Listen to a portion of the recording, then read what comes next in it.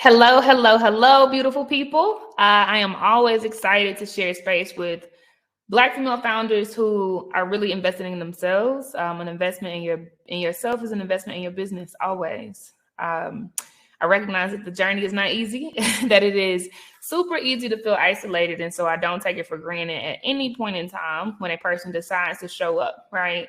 And spend time to be edified and spend time to be very vulnerable about what is needed in their business, because I get all up in your business. If you can hear me, please do drop a 1 in the chat. I want to make sure that you can definitely hear me and that nothing is missed, right?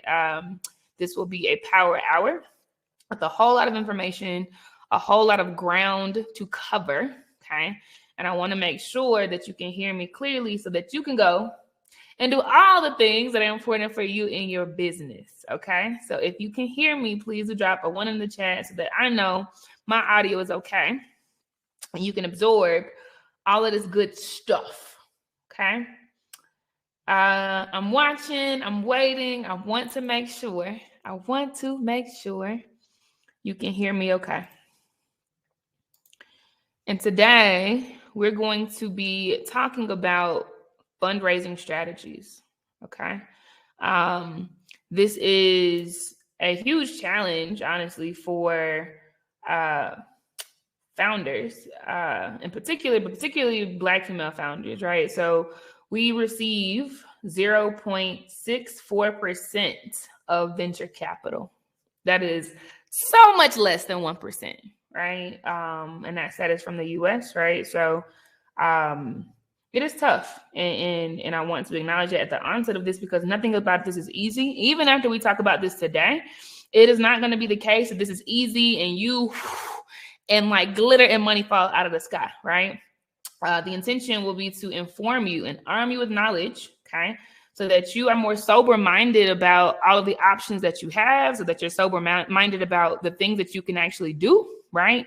To keep swinging at the right things, right? But I want to acknowledge that this is hard. It is not easy, and you are not alone in feeling like that, right? I spent over a decade in finance, okay? I know about the shmoney very, very, very well, and it's not easy for me either, right? Because of a lot of factors. So acknowledge you. Okay, beautiful Margie, you can hear me. Thank you so much. What's up, Ebony? Got my cousin in the building. So just know that we're gonna take our time with this. This will not be overly technical because at the beginning of the journey, right? We need the mashed potatoes. Okay, we need the things that are. So this is definitely for the beginner. Okay. For those who have never heard the sound of my voice or have never been in a live interaction with me, I am Casey Ariel. I'm the founder of Blaze Group, where we edify Black women every single day. Blaze stands for building leaders and accepting zero, and I do mean zero excuses, because it does not take centuries. It does not take centuries to level the playing field if we create our own rules, right, and our own momentum, and remove the gates that have kept us out of what we deserve. So that's what I do. But what is most important is who this is for. Now, we are talking about fundraising strategies, okay? This is not about marketing. This is not about automation. This is about fundraising, okay? So I want to level set about who this will help today. We do a whole lot of stuff in Blaze, but today, this is definitely for the founder who needs the shmoney, right? For the founder who's like, listen, like, I understand all of these things, but I need the shmoney, okay? I promise to edify you today. That's a very, very good focus point. So I will give you, honestly, tons of options of where to look for money, because a lot of times we've only heard about 1 or 2 places and we just keep swinging in those places, but I want you to swing at least 10 places at the same time, right? Just to increase your odds. Now, this is also for the founder who's bootstrapping, okay? And if you are bootstrapping, we'll talk about, what this means and what this is, but essentially it's using your own money, right? Doing it on your own, okay? I'm also going to talk about what that is supposed to look like. But you're not alone. 61% of all Black female entrepreneurs are bootstrapping their business. 61%, over half, right? So if this is you, you're not alone. Like, over half of the entrepreneurs that look like you actually do the same thing, okay? But again, I want to tell you about other options that are out there and that are truly accessible to you. If you need a stronger network, this is the space for you. I promise this will be a power hour. I care about your time. You have a whole lot of things to do. Okay. So we'll make it efficient. But folks have told you over and over and over again that it's not about what you know, it's about who you know. And I will tell you it's true. It is true, Black woman. Okay. So if you know you need a stronger network and you just don't know the right people and you're out here like trying to look under rocks by yourself, this is definitely for you. I will edify you today. And if you are looking to launch a new idea, this is definitely for you. Believe it or not, many companies actually raise funds, raise capital. That means the same thing. When they only have an idea, they haven't proven anything yet, right? No one has bought anything yet. They actually raise money when they're in the idea phase. And I don't think enough of us know that, right? And so if this is you, if you have an idea that you haven't even launched yet, you're in the perfect place right now, right? Because again, this is for beginners. You'll actually learn what you can tap on and how to tap on it so that you can get things for your idea that hasn't become a business. And lastly, this is definitely for the Black woman who wants to share this knowledge with others. I'm one of those people, right? I fall into a lot of these categories, but I'm definitely one of those people who, really feel like I need to put my tribe on. Like I need to put my community on. I need to put my girls on. I need to put my family on. So if you're here actually for the sole purpose of just learning enough so you can take it back to your people, you're going to get a lot of information today. I'll actually give you some handouts, right? Some pamphlets that you can actually share with your community because this is just so critical in our community, okay? I'm happy to see that y'all are with me. Let me know where y'all are tuning in from too, okay? I do care. I'm in Nairobi, Kenya in about 15 days. I head over to Tanzania. I'm going to be in Dar es Salaam and Zanzibar. So looking forward to that. And then after that, I'm going to Bali. So wherever you are in the world, this is the space for you. I mean that. Blaze is truly a location independent business, and we actually teach Black women how to do the same thing, right? So very quickly, before we get into this shmoney, am Casey Ariel. I am from South Carolina. South Cac is in the building. I see Ebony out there who's moving soon. Congratulations, mama. But I went to the University of South Carolina. So I'm a proud Gamecock. I actually continue to do work with my campus today because back then, right, and there's still progress to be done, there was no representation for real, right? None of my finance professors looked like me, right? Even though they sent me out into the world to be a finance professional, right? And so I actually work with them today. To really help change the game, right? And to give their students opportunities that are different from the ones that I had, okay? College was a cool space for me to actually choose who I wanted to be in the world. That's where I proclaimed it for the first time. And that did not stop. Keep rocking with Blaze, right? Because we build leaders and accept zero excuses. And in order for you to really thrive like you deserve to, sis, like you got to show up in leadership and not be hiding behind your business as the hardest working employee in your business, right? And so this is where I initially started getting those reps in college, but it did not stop there, right? Went into life. People who've been rocking with Blaze for a while know this, right? I stepped into life and life started lifing, and I realized that the college degree wasn't enough, man. Following all the rules weren't enough. Learning how to speak and drop my Southern accent and impress people by how articulate I am wasn't enough, right? I had to then in the real world, when shit got crazy, actually choose what really meant something to Casey. What was safety for Casey, right? What was living for Casey? And so I actually divorced after being in a relationship for 10 years, right? Experienced domestic violence. And though I had gotten used to the sound of my voice, right, a little more and more, right, I had to double down in that even more and choose to build a life that was aligned to what I needed. And so I left that marriage. I moved to Oakland. I grew in Oakland. I healed in Oakland, man. And it was super dope. And here I am now living on the continent, right? So that, again, was another pivotal point in my journey. And then today I'm out here. Okay. Again, I'm the founder of Blaze, right?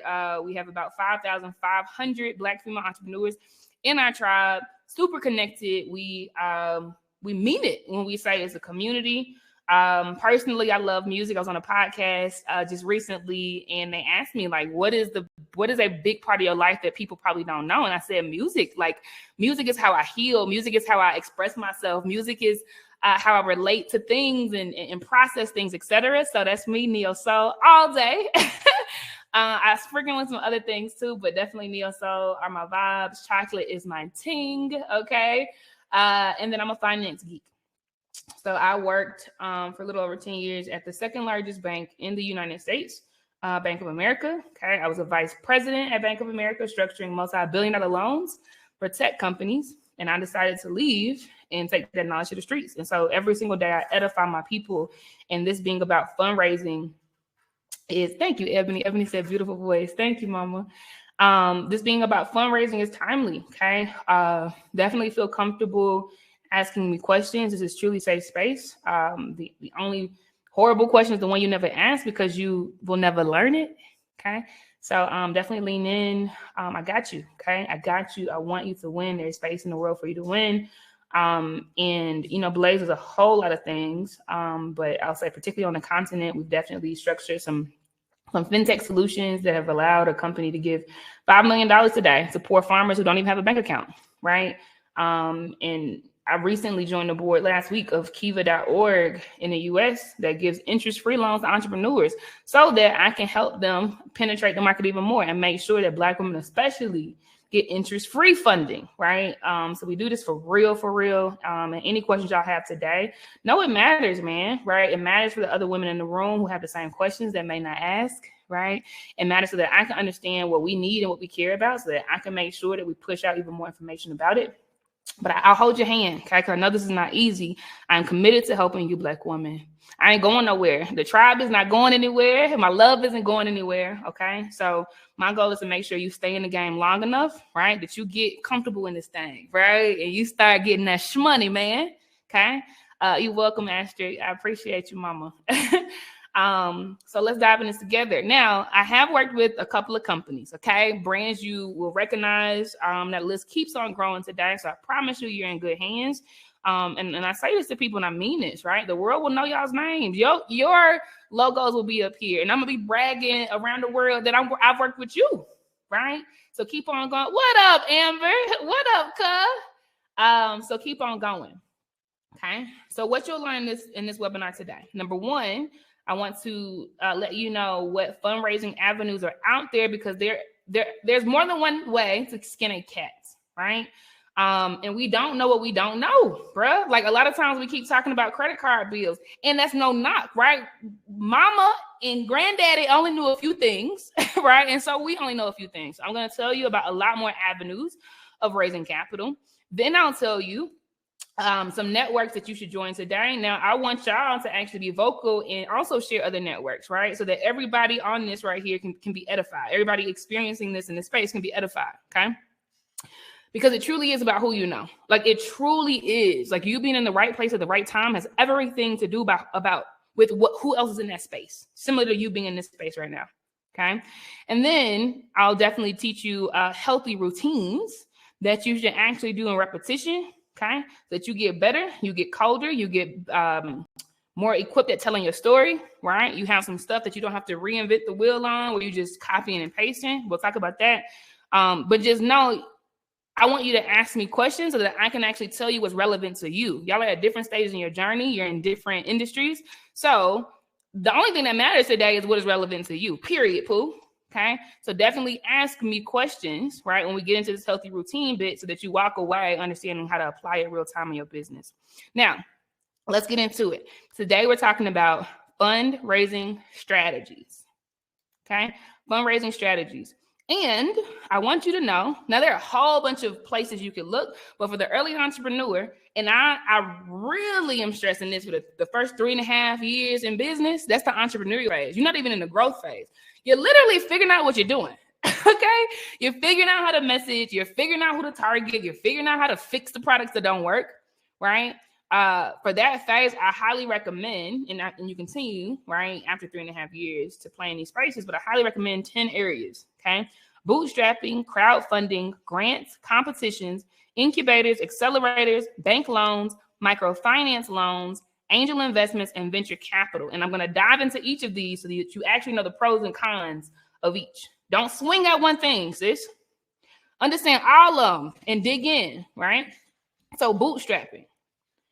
Bootstrapping is the use of personal savings that you already have, right? Existing credit lines that you already have, right? And contributions from your family and friends. Now, I'll say in our space, and again, I mentioned this earlier, I want to say it again, 61% of all Black female entrepreneurs are bootstrapping their business, and that's their only source of capital. Now, I got 10 I'm going to talk to you about today, but 61% of us are only bootstrapping. And I am telling you, okay, that we have to be smarter about the bootstrapping piece, and we need to tap on other things. So we don't necessarily dig into the family and friends piece. And I understand, right, that we got to heal our relationship with money and heal the fact that we need to get comfortable with asking for something and saying I don't have it, right? But please do definitely lean into friends and family in your bootstrapping journey. Ain't nothing wrong with bootstrapping. I bootstrap, okay? But definitely lean into family and friends. I've asked my brother for $11,000 probably in the last 6 months, and he said yes, right? And it bridges me to other things, and I flip it, and I'm able to give it back, right? Don't be afraid of this piece. The greats do this. They call it OPM, other people's money, okay? So in bootstrapping, which we were familiar with, how do I know we're familiar? Because 61% of Black women are only bootstrapping their businesses, right? I want you to lean on the family and friends piece. Let that be a part of that story as well, okay? Now, let's talk about pros and cons of this piece, all right? Pros of bootstrapping is that you maintain complete ownership. When you're bootstrapping your business, nobody else owns it. Nobody else owns it, sis. Right? So you still make the decisions. You decide what direction y'all want to go into. You don't have to have a vote, right? When you decide to change course. You have flexibility on the interest rate that you pay back to your friends and family. So I just mentioned, right, that in the last 6 months, right, $11,000 in my bootstrapping part of capital raising came from my brother, one brother, right?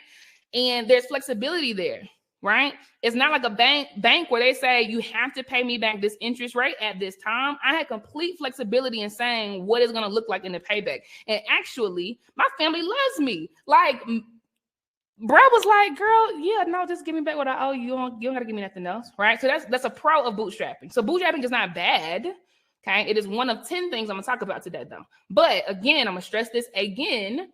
Add in this contribution from family and friends to the bootstrapping piece. Don't just look at asking them for money as a crisis situation. Like a lot of times we'll see folk pull up on GoFundMe and ask for stuff after a crisis has happened. I get it. No knock, right? But please understand that you founder, you should be asking for stuff before a crisis and just say, hey, I have this idea, bruh. Like, can you please help me, right? And you move without fatigue and being tired and being run down and embarrassed. Now, the cons of bootstrapping is that there's limited capacity, right? Your personal savings will bottom out at some point. There's not an unlimited amount there, right? The amount of money that family and friends will be able to give you, there's a cap there. Like they're not banks, they're not institutions, right? Nobody's giving them deposits to be able to lend out to people, right? So that's the limitation of bootstrapping. And then, right, there's no certainty that your business will survive. And I say that slowly because it is a heavy reality, right? We know that more than half of the businesses that start don't make it past 5 years. And so on the bootstrapping piece, when you're using your credit lines, when you're using your personal savings, when you're taking money from family and friends, a con in the bootstrapping piece is that you may not even survive and be able to give that money back or make that money back, right? And that's tough, right? Emotionally, that's tough, right? Et cetera. But I'm saying this soberly because there's nothing we can do about this, okay? But these are the things that you should consider in bootstrapping, and these are the pros and cons. And I'll give you pros and cons of every single one that we'll talk about today, every single source, that you can weigh it yourself and decide what you want to put most of your time in. Swing at more than one thing, though. So crowdfunding is another one I want to talk about. Okay, so crowdfunding is when you actually accept donations, loans, or pre-orders from people around the world via a crowdfunding platform. What does that mean, Casey? That means you go online, okay? And you make a page that talks about what you need and why you need it. And people actually give donations. So GoFundMe is a crowdfunding platform. Remember that term, crowdfunding. That's what that is. You can make a page and people are able to use their credit cards and give you money without you having to walk around and have people sign a sheet, right? They're able to use their debit cards and do this. Some examples of these types of platforms. I talk about GoFundMe a lot, but that's on a business platform, right? Kiva.org, Kiva.org, Kiva.org. That is a nonprofit organization that is a crowdfunding platform. People actually lend $25 a piece to any entrepreneur they want to, right? And people have raised thousands of dollars. Women Blaze group have raised thousands of dollars, right? On Kiva.org. Kiva.org, there are loans, right? And so they have to pay it back. There's no interest, right? But it's much easier than a bank, right? Because people just decide I'll give money here. Another example is I Fund Women. I Fund Women is a platform where people give you donations. You don't even have to pay it back, like at all, like ever, right? And people raise thousands of dollars on that platform. Even the greats, right? I've seen the girl who owns Mess in a Bottle, the t-shirt company. She's raised funds on there. Morgan DeBond, who runs Blavity and Afrotech, right? She's raised funds on there. I Fund Women, right? So this is another avenue. Bootstrapping and crowdfunding can be done at the same time, and it should be done at the same time, right? Now, there are pros and cons associated with this form of capital raising as well. All of them have them, okay? The pros, you also maintain complete ownership in this type of capital raising. This helps you build your brand awareness. What do you mean, Casey? What I mean is, right, unlike bootstrapping, when you're going to ask your family and friends, those are not your target audience, right? Like, this is a one-time thing. They're not coming back to buy from you necessarily. But when you crowdfund, it would be very, very, very smart of you, right, to actually crowdfund in the spaces where people will want to buy your products anyway. And so now they know that you're coming and they'll choose to buy from you again and again and again and again. Some people use crowdfunding for pre-orders. Indiegogo is an example. INDIEGOGO. Indiegogo. Kickstarter. KICKSTARTER. Kickstarter. Indiegogo and Kickstarter. Founders love going over there to let people pre-order. They say, hey, in 11 months, this jacket is dropping. I just need money today. So if you give me money today, you'll get a jacket in 11 months. It literally goes like that. That's it, right? But the dope part is everybody that gave you money for that jacket, you know they want jackets. So they're going to keep buying from you. So a pro is, unlike bootstrapping, Ebony said that's great information. I'm so happy it's helpful, right? The pro is, unlike bootstrapping, right? When you do this method, this is a strategy, right? You actually have customers now. You have their email addresses and you can keep marketing to them for different seasonal drops or whatever else, right? There's added flexibility on repayment, much like bootstrapping, right? You just have less control than bootstrapping, right? Some of these places you don't have to pay back at all. Kiva, they give you about 3 years, 1 to 3 years, depending on how much you raise, right? So there's flexibility there. Indiegogo and Kickstarter, if it's a pre-order, you don't have to pay it back, right? It's just, you give me money, later you get my product when I build it, all right? And then it preserves your personal capital because you still need to have a cushion in entrepreneurship. You still need to have savings. So, and this is why using multiple sources of capital is important.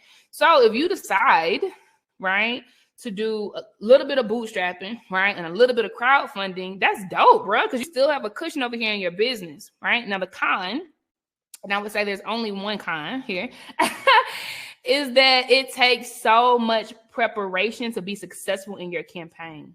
If you launch a campaign, and you don't already have a list of at least 100 people you're going to send that link to, nobody's going to peruse around it, right? Like, I don't see Indiegogo links unless somebody sent it to me, right? I don't see GoFundMe websites, right? Web pages until somebody sends it to me.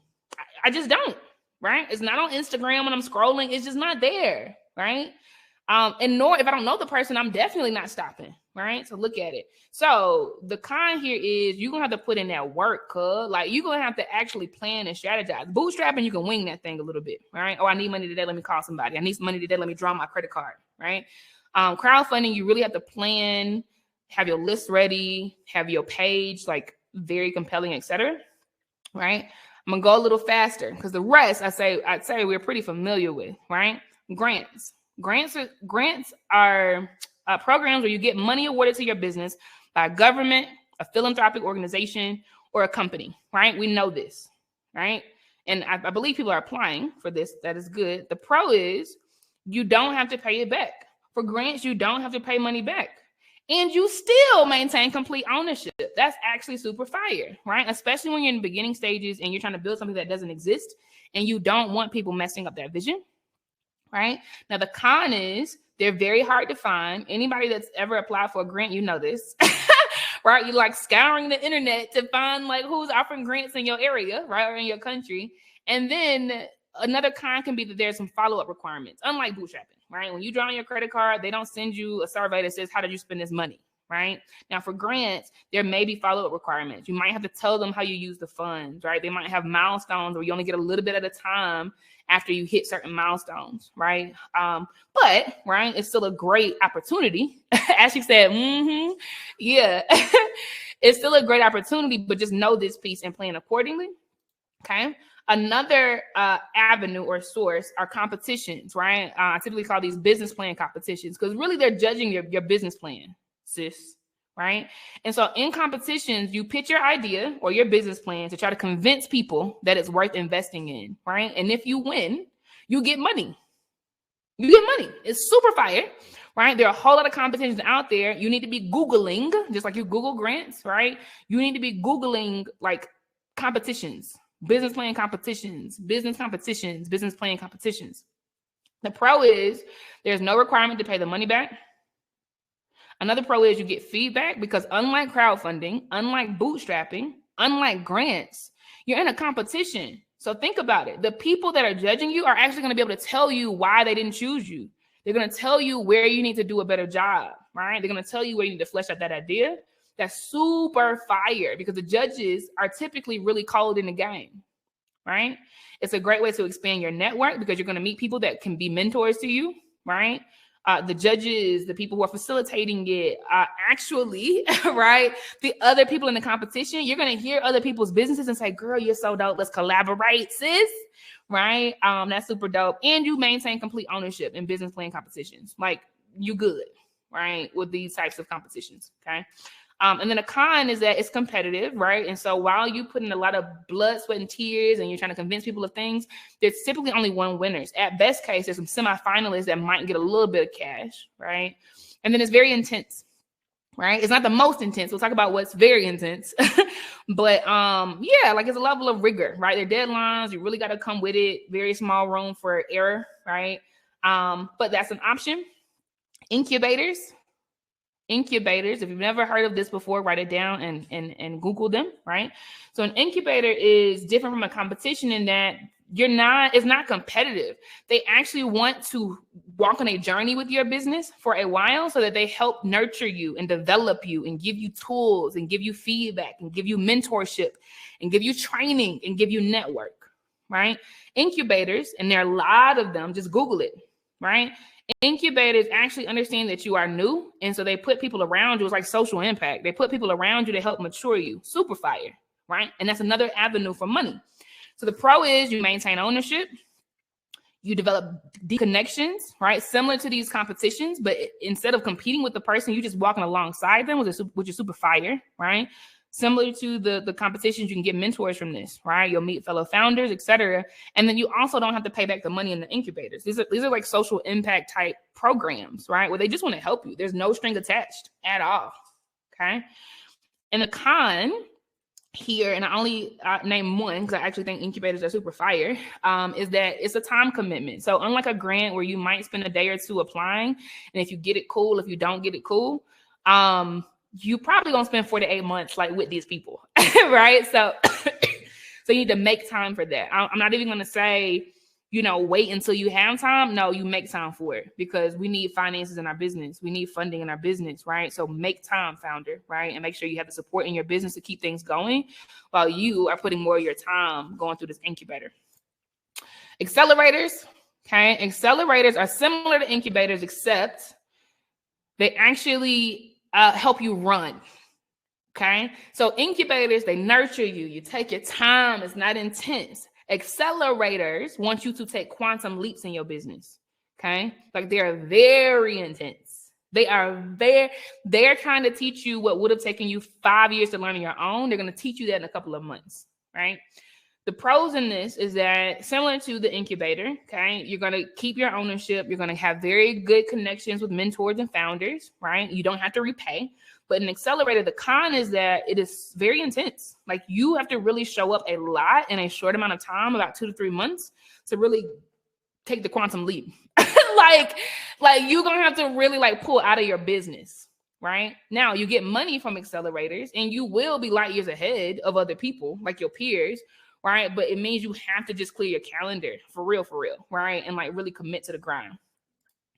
Almost done on this, just giving you the avenues. Again, I want y'all to be spanning across these at the same time. Don't just do one. 61% of us Black women are doing just one, and we shouldn't. We should span across all the things, right? Bank loans, we're familiar with this one, right? So they're working capital loans, typically, not always, but a lot of times it's working capital loans. And what is a working capital loan, Casey? A working capital loan is money that just helps you do your operations, buying the inventory, right? Paying for the stuff that just needs to happen, for the website, for the lease, whatever, right? It's just things that keep your business moving. That is called working capital. Banks typically fund businesses for that. Now, the pro is you maintain ownership. You don't have mentors. You don't have fellow founders, right? Like none of that happens, but you do get to keep ownership. Banks don't want ownership in your company, which is pretty cool. But there are more cons on this, I'll say, okay?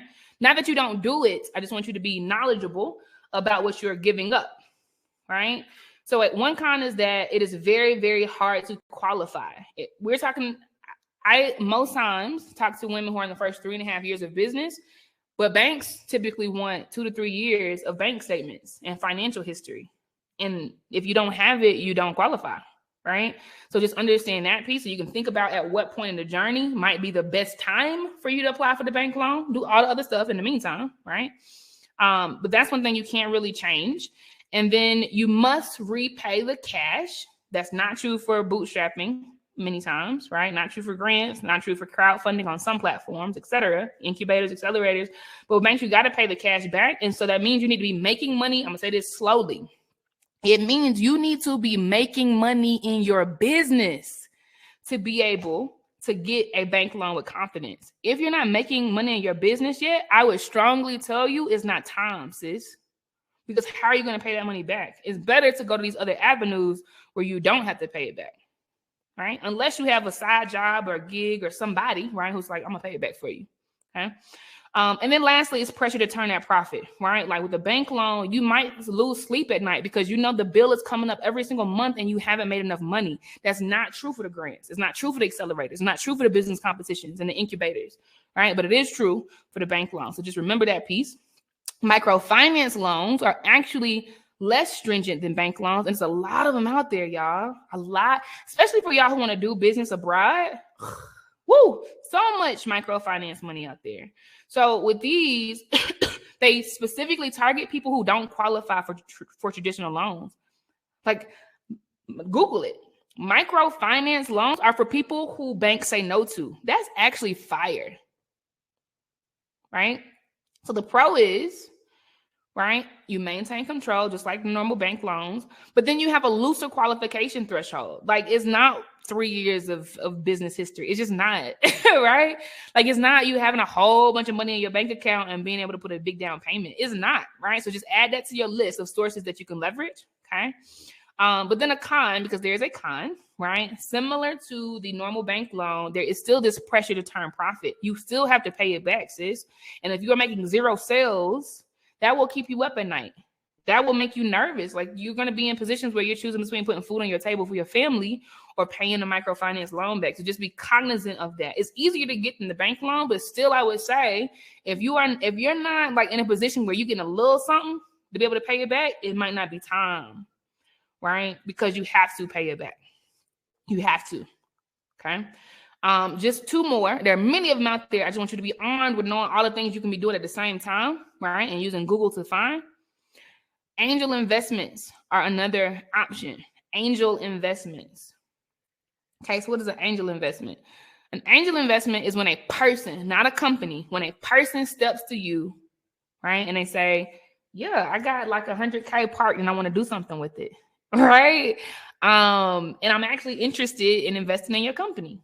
Why would they do that? I'll tell you. It's not a scam, right? People actually do this because when they have a lot of excess cash, they want to make more money than they can make if they put it in their bank account, right? And so this is why people buy real estate, because they're like, oh, if the value of the house goes up by 8%, I make that if I sell it instead of just 0.5% in the bank account, right? We do this with a lot of stuff, okay? Stocks, same thing. So when they invest in startups or new companies, it's the same idea. They're willing to put money in your company because they think they're going to get more money out of it. So the pro in that is these individuals are not banks, so they're willing to take on risk.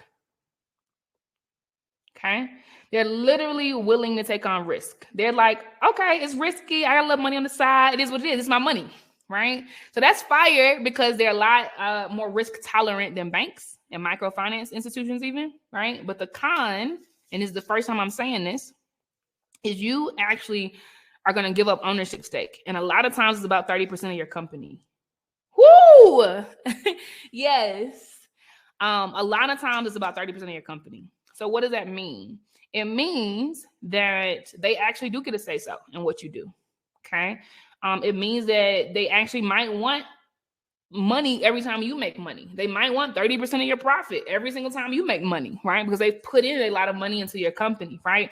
So it's not bad, right? None of these things that I have said are bad. It's just thinking about the time at which they make sense. And for angel investments, I would say make sure that you're aligned to somebody who you actually feel true connection with, right? If you have an angel investor that you know does not care about you or the people you serve, your company is probably going to change and you're probably going to be miserable. Versus you having an angel investment from somebody who really gets it. They've been in the industry for a long time. They understand your vision. They care about your people. It might be a brilliant idea, right? So that's my recommendation on that piece. Okay. And then lastly, a whole lot of things you can do. Okay. I'm just giving you 10 so y'all know what things you can swing at the same time in the first 3.5 years of business, even thereafter, right? But especially in the beginning, is venture capital. Okay. Now, venture capital is different from angel investment because these are companies that are doing what angel investors do. These are companies who are saying, okay, we have $3 million. We want to do something with this $3 million. Let's find businesses to invest in. Okay, that's the difference, right?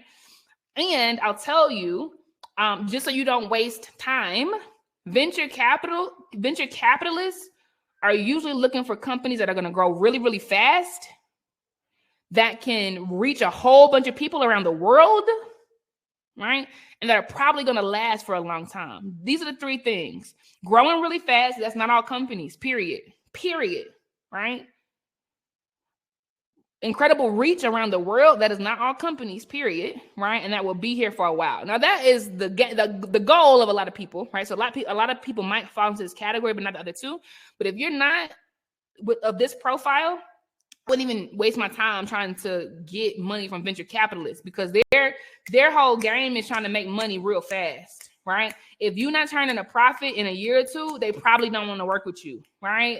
Like if you're not a tech company, right? Or if you don't have tech inside of your company to make what you do very cheap and reachable around the world, they probably don't want to work with you. Just FYI. Now, banks are different, right? Everything I've said to this point are different. But venture capitalists is about that quick money. That Uber, Uber took fire fast, right? Airbnb took fire fast. Pinterest, right? And so just know that. The pros, again, they can tolerate a lot of risk. They'll tolerate more risk than banks, right? Actually, because they think they're going to make a lot of money off of it. But the cons are what I already said, right? They want to start making money in a short period, right? They want to start making a profit back within the first 3 years, okay? So if you're not making money by that 1 to 3 year mark, they probably are going to do something very aggressive in your company, like maybe even try to boot you out, because they have ownership as well. Now, venture capitalism is not bad necessarily, right? Alignment is important, right? But I also would warn you not to try to put yourself in a box of growing faster than you want to, right? When you own the company, you can decide who you're aligned to. But if you know you want to grow really fast, if you're very tech driven, etc., right, I would definitely say play in this space and try to get that money. Today, only 0.64% of Black women get venture capital funds. 80% of venture capital funders are white men, 80% in the United States. But keep shooting your shot. We're really fighting to change this game, right? So I just want you to know that this is out there. All right. So those are the things, okay? And before I get to communities you should join, let me give you something, actually. So everything I just mentioned, as well as the pros and cons, I have for you. All right. So just keep it, share it with your community. Because I'm about to tell you about communities you should join, but I also want you to share it with your community, right? It's not just about a take game, right? You should be edifying the people that are around you and sharing this knowledge, okay? But I'm giving you this. You can keep it. All 10 of the things I talked about, all the pros and the cons, all the definitions are in there, right? Remember that, use it, but join community. Obviously, we're here, okay? If you go to the Blaze Women's Network on the Blaze Knowledge Academy, we actually share a whole lot of game all the time. We recently dropped about 105 different like grants and funding opportunities for people. So if you go to Blaze Women's Network on the Blaze Knowledge Academy, you can grab that and all other resources, right? I would highly recommend Hello Alice. Google it, write it down. Hello Alice. Every single week they're dropping new grants. Every single week without fail. I love being a part of their newsletter because they really do share the game. They're actually similar to Blaze, being tech driven and having a community. They have about a million small businesses in their community today, which is fire.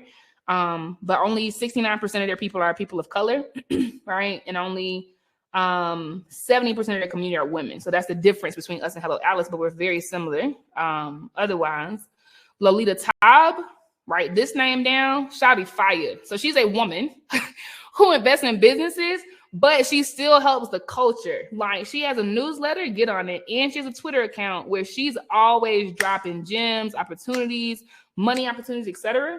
Again, it's who you know. It's not what you know. You don't have to know everything, but if your network is fire, you fire, right? So Lolita Taub, I would highly recommend following her. Black Girl Ventures. Their newsletter is pretty fire too. And it's like really for the culture. Like they don't do corporate speak. You know, they're not like trying to sound all proper, etc. Like the stuff really resonates. So get on their newsletter. They give money to women too, though, right? Like that's their whole game, right? Like they give money to Black women. So you should be on that list and you should actually be pitching to them.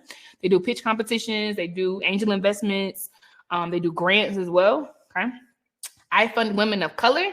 Join that community. So I Fund Women I talked about, right? Their crowdfunding platform, and you can raise money that you don't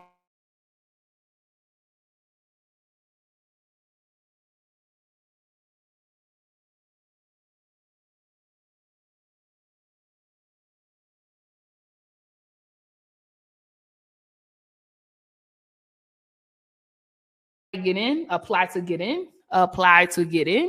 But the same thing, they send out probably 3 emails a week about opportunities, and the emails always include some grants. Okay.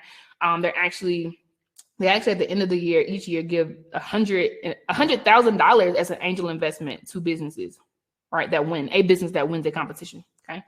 But I would highly recommend Fearless Fund. They are so fire. They are also Black women led. They do it for the culture. Okay. So I would definitely get on their list too. Okay. All right. So join these communities. I hope you've written these things down. I'm also giving you the 10 funding sources. You can keep that. Okay. You can keep that. But I would also pass that along to your community, right? It doesn't cost you anything to share. Another one, Women's Net, actually, Women's Net. Now They have opportunities. I will say their selection process is not as diverse as it should be. Is a lot of times the same old thing with who the winners are. But anyway, that's another option as well. All right, so I want to give you tips on healthy routines, right? But I want it to be based on the things that you care about. Okay, so what I'm gonna do in this, write questions in the chat if you have them. You can put it in the Q&A box, right? And we can talk through these. But to warm you up, I'm gonna ask you questions that people often ask me, right? I'm gonna answer the questions that people often ask me, just in case this hits people in the room, and I think it will. Okay. A question that I get a good bit is, can you provide some grant writing pointers and or resources? Absolutely. My first recommendation is that you avoid recreating the wheel by keeping a record of canned responses. So you should start at Google Doc. Do a Google Doc because it'll always be available online versus you trying to go to your computer and pull up your Word document. But literally, the first time you do a grant, copy every single question and paste in every single answer. Every single time, okay? And then when you do your second grant, copy in and paste in the answers you already have on your list, but then new questions added to that list. I've been doing this for at least 15 months now, right? And I have like 33 pages, literally 33 pages in a Google sheet of all the different answers, right? That I could give to different questions, right? And so it makes it very efficient to where I can get to a point where we're applying for 15 grants a day, right? But it's only taking, I don't know, an hour 15, right? So highly recommend that. Emily's that period. And then I will also consider Notions. Yep, Notions is super, super fire. I agree. Definitely do Notions, y'all. Asterisk said that's smart. Dope. Yeah, don't reinvent the wheel because these people gonna ask you the same questions most times, right? And you can just keep refining the answer, make it better, but don't rewrite that. This one, if you have the funds, right, and if you know competent people, that's the key, like competent people who've actually proven results, you can consider hiring a grant writer or even using your executive assistant, right? Especially if you have that list where you can copy paste, right? It's almost foolproof, right?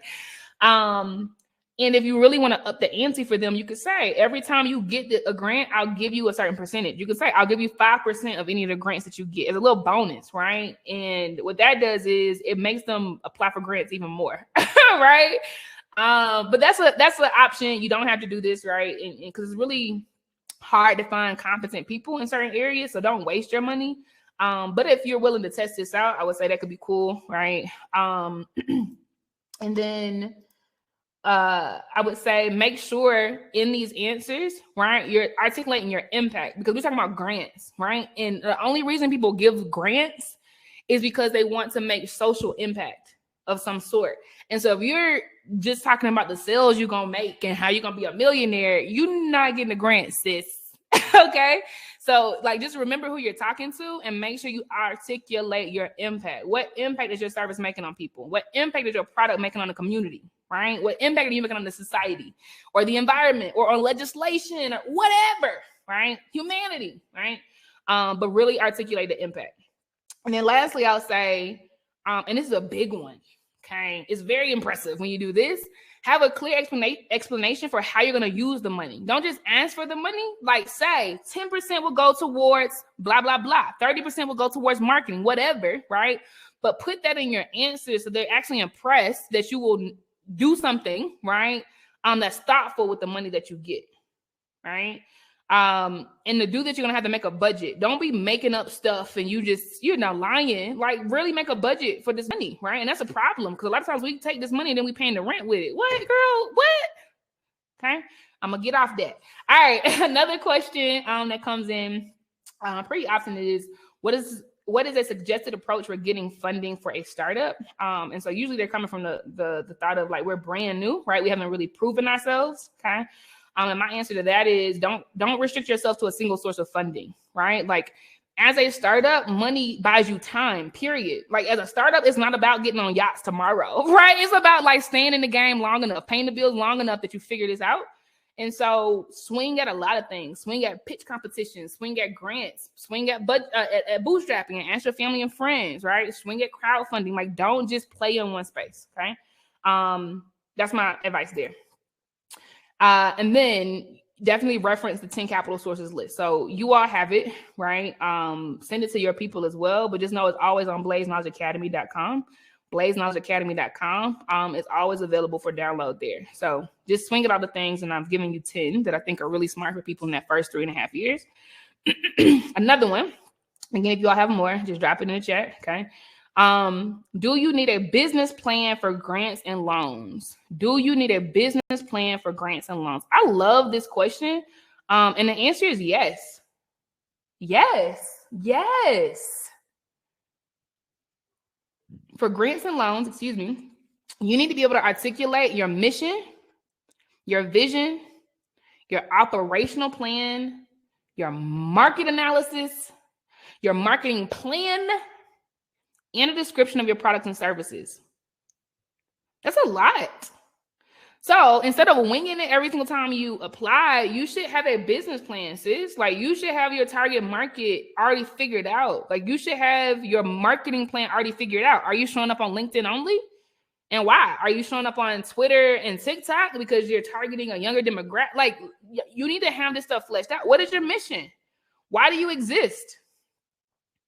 Right? Our mission, right, is to provide knowledge, capital, and mentorship to Black female entrepreneurs, right? And that shows up on every single application, right? Zubanchi is this Web3 venture that I've co-founded with another Black female founder, right? Our vision, a vision is different from a mission.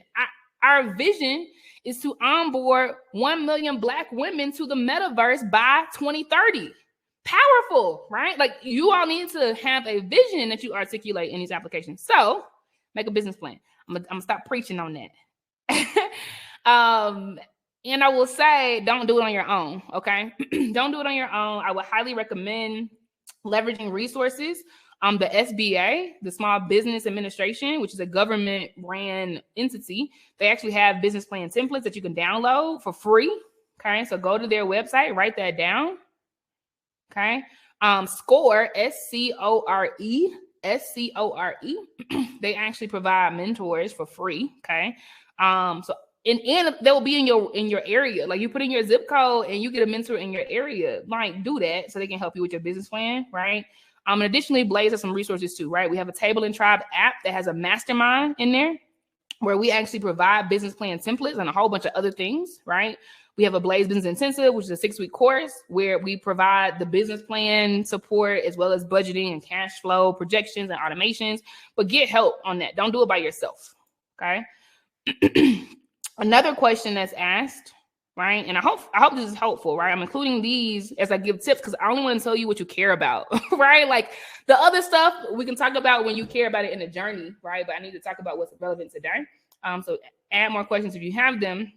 Another question that I get often is, are there deadlines and requirements to apply for business funding? Are there deadlines and requirements to apply for business funding? Now, what I'll tell you is it depends. If you're doing a bank loan, you just apply when you're ready. Apply when you qualify, right? If you know that a certain bank, let's say Wells Fargo, if you know that they want 3 years of financial statements and you don't have 3 years of financial statements, child, just wait, right? So you don't run out of gas on bank loans, right? You just apply when you qualify and when you're ready. That's true for crowdfunding as well. So I talked about kiva.org. Crowdfunding lending, right? I talked about iPhone Women, crowdfunding that you'll have to pay back. I talked about Indiegogo. I talked about Kickstarter, right? Those are 4 crowdfunding platforms.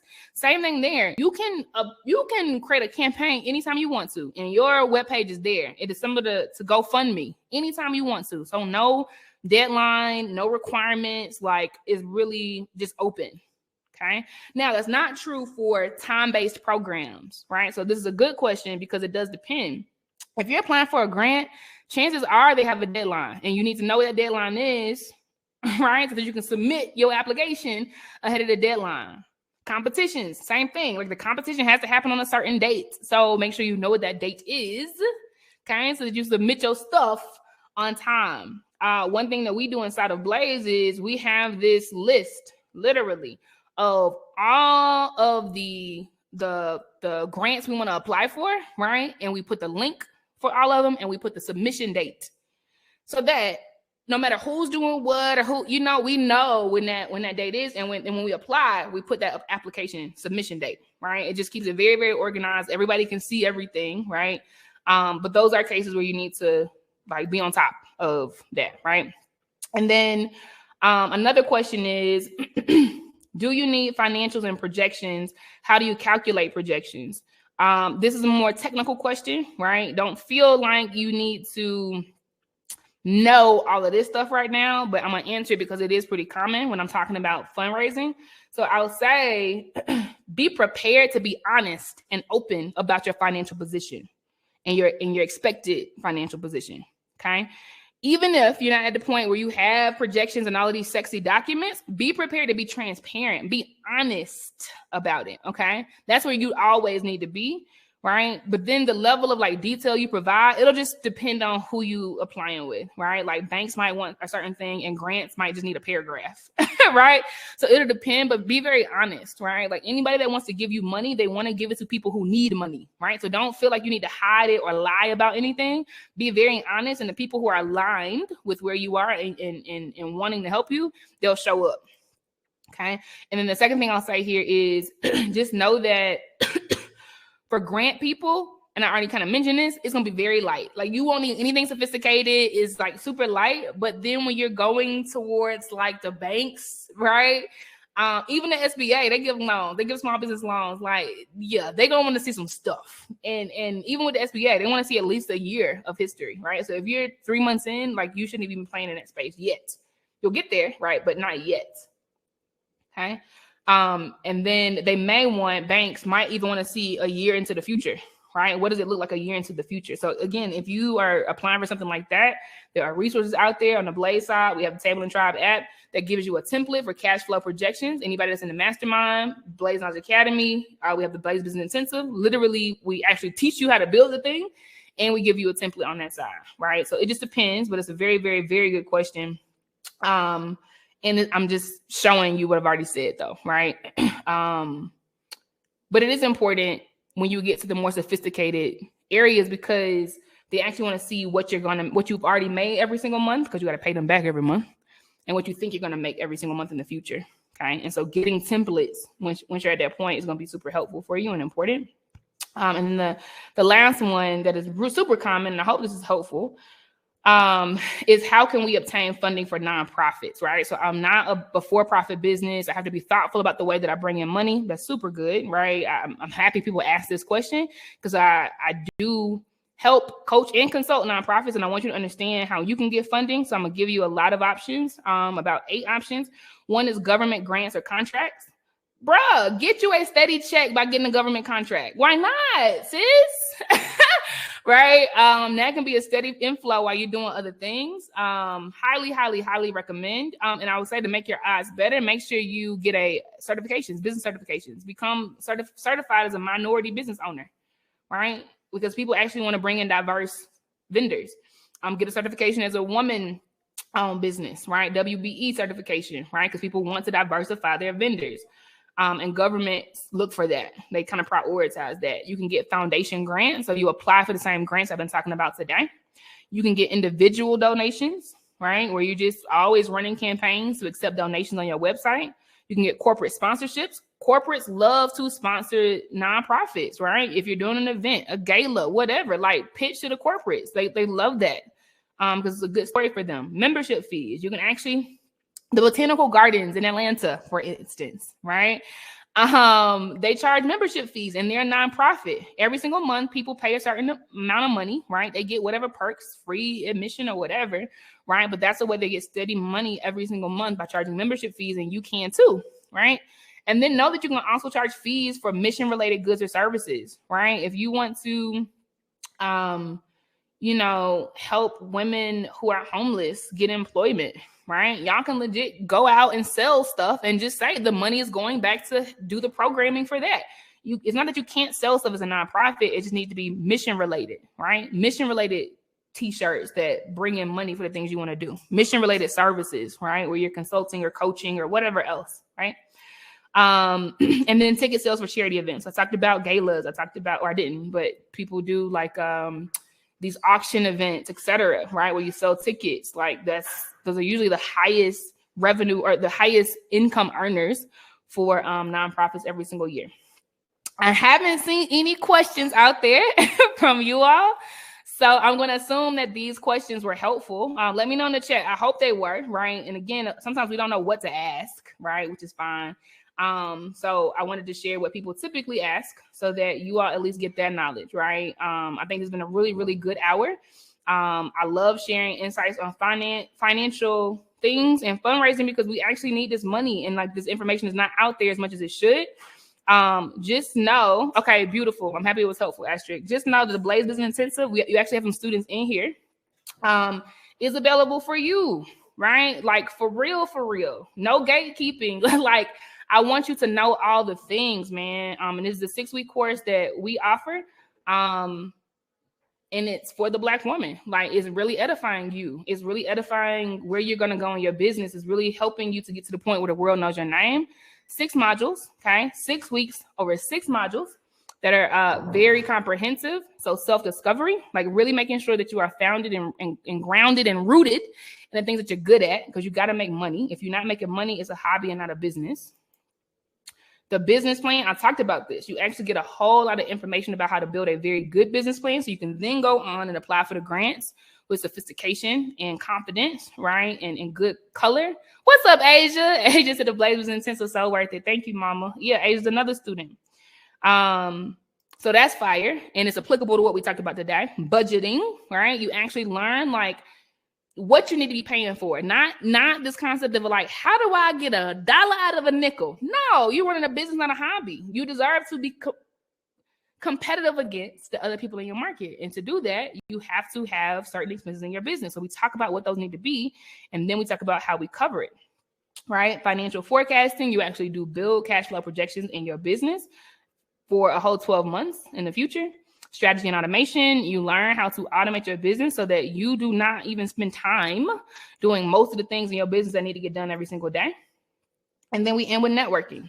I say this all the time. I'm gonna say it again. Y'all know what's coming. 1 + 1 is not 2. It's 11. It's 11. It's about who you know, not what you know.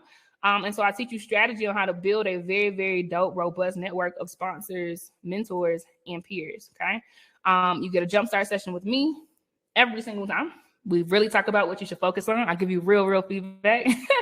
You have lifetime access to weekly office hours, where if you have questions 6 months down the road, you pop in, you be like, Case, what's up? Like, what would you recommend here? I will be there. We will talk through it. Okay.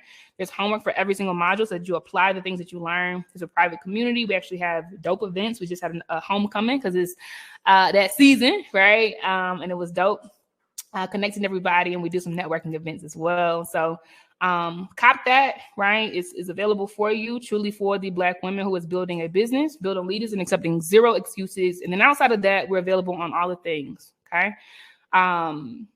Instagram is always popping, but we're available everywhere else too. So definitely follow us. I appreciate y'all. I love y'all. I mean it.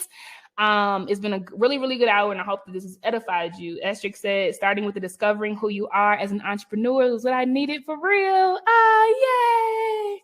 I'm happy it resonated, sis. You the most important part of your business, period. Full stop, right? So I'm happy that it resonated, okay? And keep going. All right, y'all. It was great rocking with you. Thank you so much. Love and light. Bye.